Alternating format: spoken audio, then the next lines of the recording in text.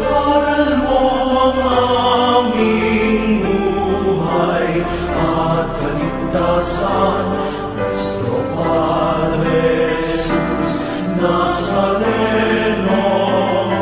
Iligtas mo kami sa kasalanan, ang krus mong kinamatayan ay sagisag ng aming kaligtasan. Matagal na po kaming dito, bali 4:30 pa kami ng madaling araw nandito sa Quiapo. Bali 30 years na po akong deboto since 1994. And nagpunta pa po kami dito ng galing Indang pa. So ever since po, nandito na kami nagpapasalamat sa Poong Nazareno. Kaya naniniwala po kami na ang Poong Nazareno nagbibigay siya ng biyaya sa lahat, para sa lahat po.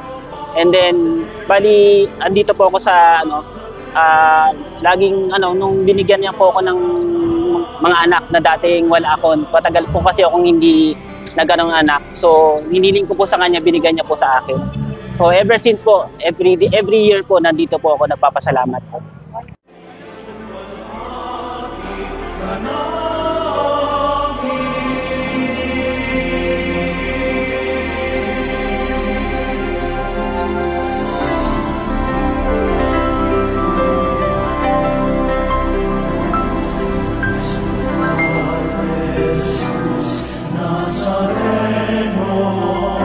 Sinasamba ka namin, pinipinto ka namin, aral mo ang aming buhay.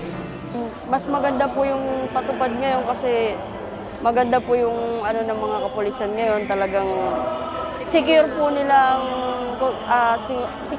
ngayon ang bawat lugar, bawat kanto, bawat street.